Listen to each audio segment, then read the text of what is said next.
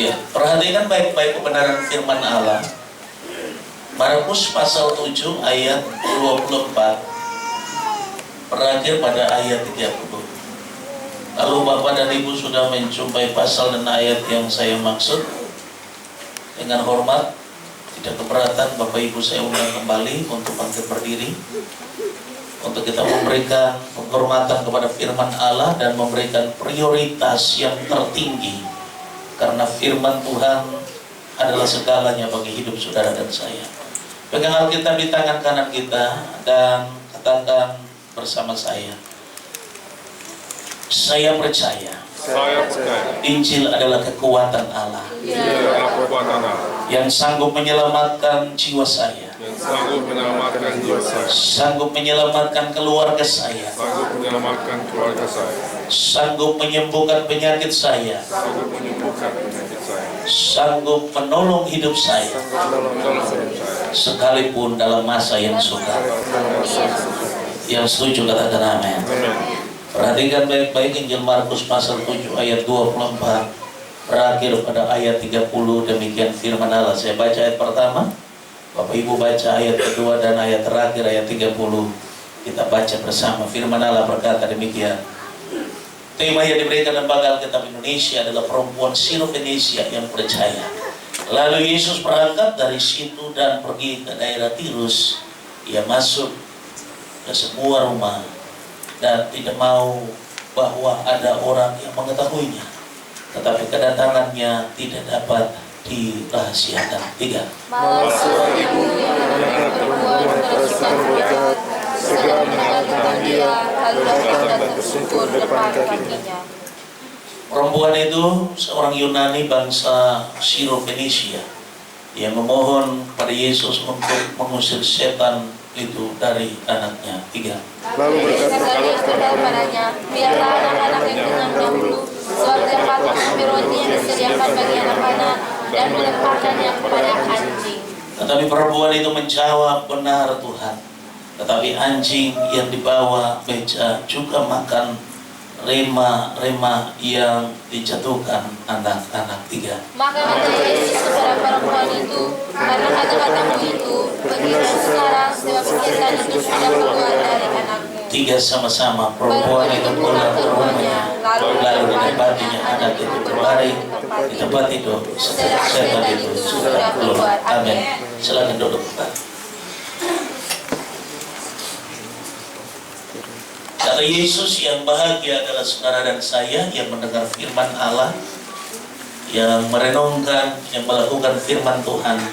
Hidup kita pasti diberkati Tuhan. Yang setuju katakan amin.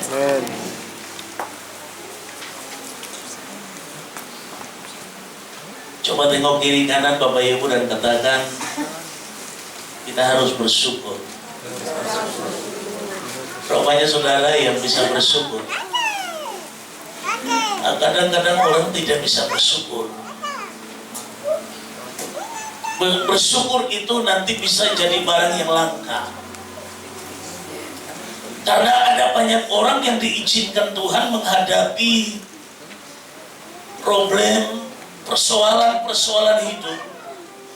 Dan kadang manusia tidak bisa belajar bersyukur.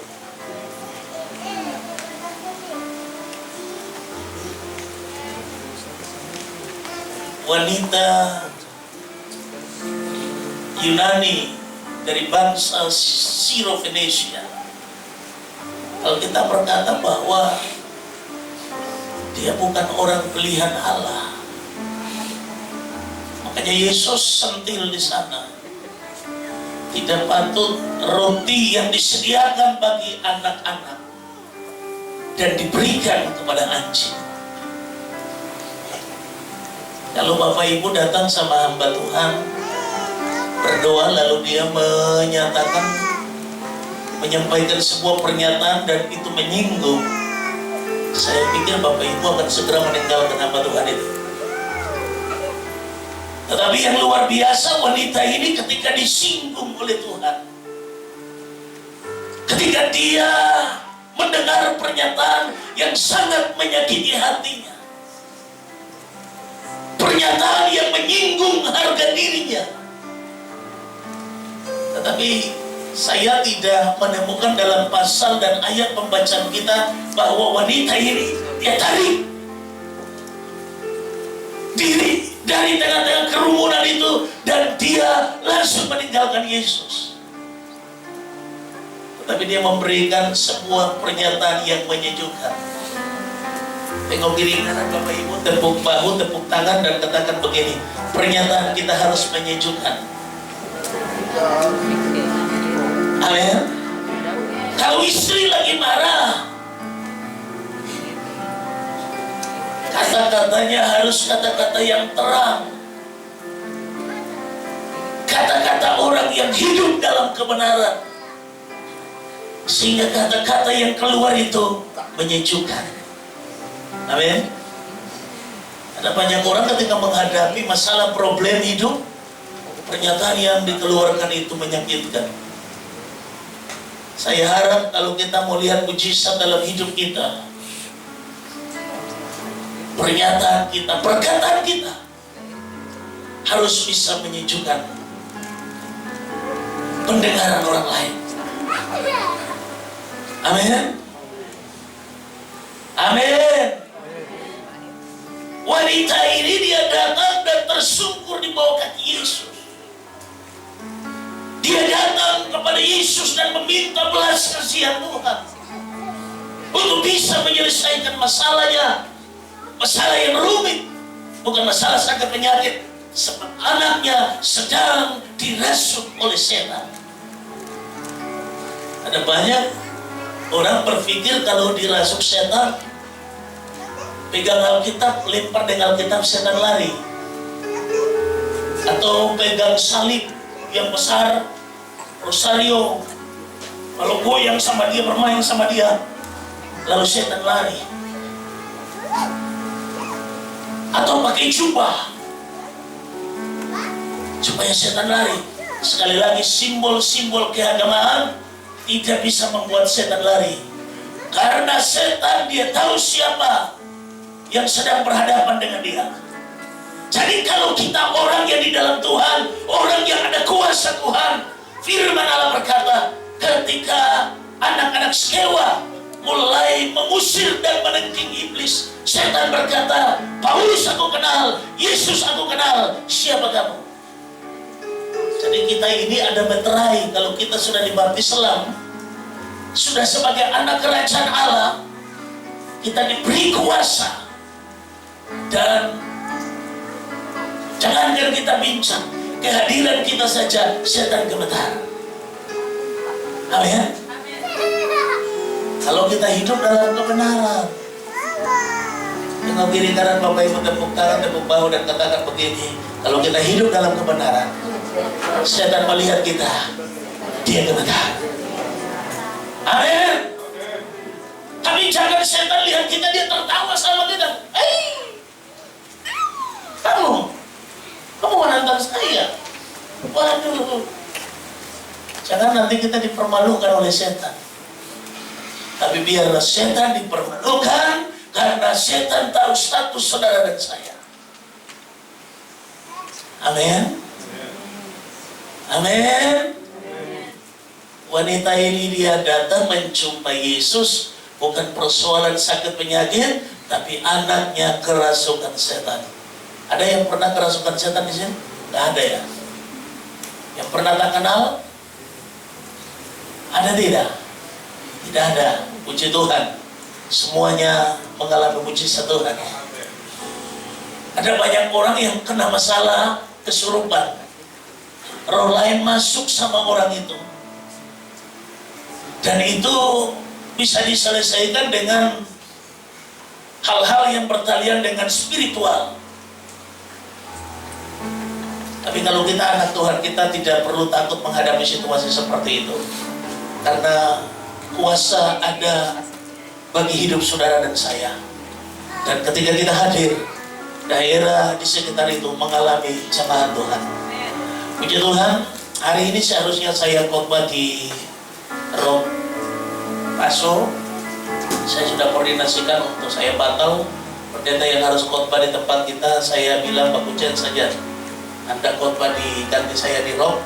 Dan saya ada di jemaat karena kemarin ada penyampaian untuk penyerahan anak, tetapi situasi pas jatuhnya saudara-saudara kita punya hari baik, dan situasi yang ada masing-masing secara khusus keluarga Serlila Jawa, suami istri dengan tugas sebagai polisi dan poluan, otomatis saja dalam hal ini tetap ada tugas.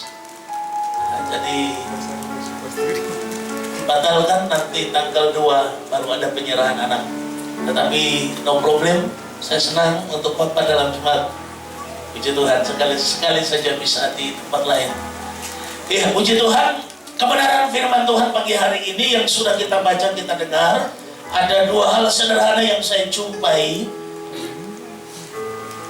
Keluarga adalah tempat di mana Allah hadir untuk menegur, menasihati, membimbing, dan memberkati hidup kita.